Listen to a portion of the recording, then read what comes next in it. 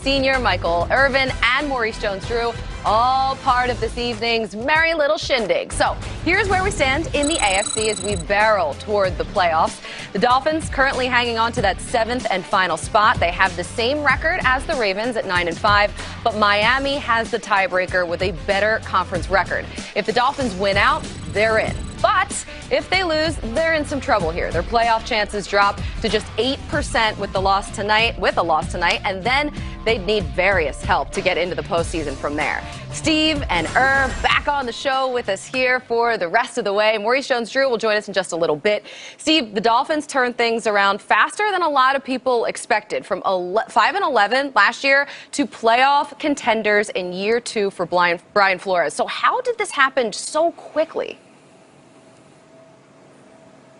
Well, you know, the Michael Robinson, our good friend, used to work on Good Morning Football on the weekends. He says the Jimmies and Joes, right, and the X's and O's, right? But what I love what Brian Flores and the Miami Dolphins have done is they've allowed the Jimmies and Joes to play football. But what they also have done is they have gotten some great upper management. The management in the Miami Dolphins are making decisions and putting players in great positions to allow what they draw up on the X's and O's for the defense and the offense makes the Jimmies and Joes be able to play exceptionally good football. They're playoff contenders because they believe it, and they are led by a head coach who also holds them up to every expectation of a playoff team because he was with Bill Belichick, who also keeps players around that can help. But if you hurt this team, they will get rid of you, and that's what Brian Flores has done. The one thing I don't like, Steve, and they say it all the time, they say defenses win championships. And I've always said, stop saying that that's not true.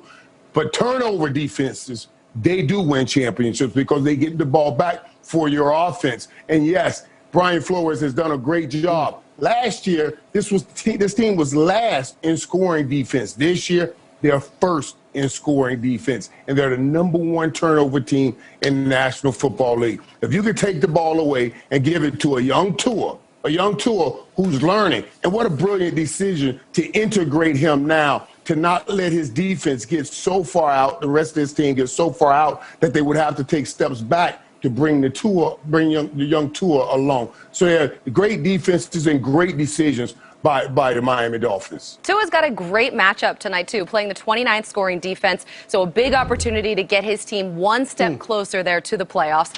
Tua's 5-2 as a starter, but let's see what Next Gen Stats powered by AWS says about the rookie's performance. For that, we bring in Cynthia Freeland. We are super Christmassy. I love it. Cynthia, what jumps out to you about Tua? Well, when Irv said the young Tua, he was totally right, because one area that he could improve is against the blitz, where he has about a 10% lower completion percentage, so about 65% to about 56%. The interesting thing when you look here is the passer rating also goes down about 23 points, and there are fewer touchdowns and the same number of interceptions. So he needs to recognize and pick up the blitz as part of being young, just like Irv said. Okay, so in terms of tonight, the Raiders don't blitz much. They're 30th in the league in sacks, but will that change against the rookie? Well, it could, because we see Rod Marinelli last week. Now, before this, the Raiders were the 3rd lowest blitzing percentage team in the National Football League, 20.2%. Now, with Rod Marinelli last week against the Chargers, you saw that number go up over 27%. Now, that could be a function of trying to target Justin Herbert, another rookie, and he could potentially use that strategy again tonight against the young Tua. We'll see. It's a lot easier to generate a pass rush when you have a pass rush to generate. Cynthia, we will see you back here at halftime. Thank you very much. And plenty more coming your way here on Game Day Kickoff, including Tua Tagovailoa. Finals happening in Arizona on Amazon Prime Video. San Francisco up 7-3 thanks to the C.J. Beathard touchdown pass to Jeff Wilson Jr. About 2 minutes to go until halftime there. So that's happening in Arizona at State Farm Stadium. But tonight in Vegas, we got the Raiders hoping to snag their second game losing streak with the help of their leading pass catcher, who just needs 3 catches to break the single season franchise record for receptions by a tight end. When you take your reign, bro. Yeah. Best tight end in the game. Touchdown! Darren Waller. We almost near the NBA Jam levels of heat right now, bro. Good job. Spike the ball. Nice job. I'm bad at spiking. That's easy. Can't dance. Ain't got none of that. Rock with me after practice, bro. Teach me something. Steve, you sat down with Waller last year, and you guys went pretty deep into his laborious journey to get to this point.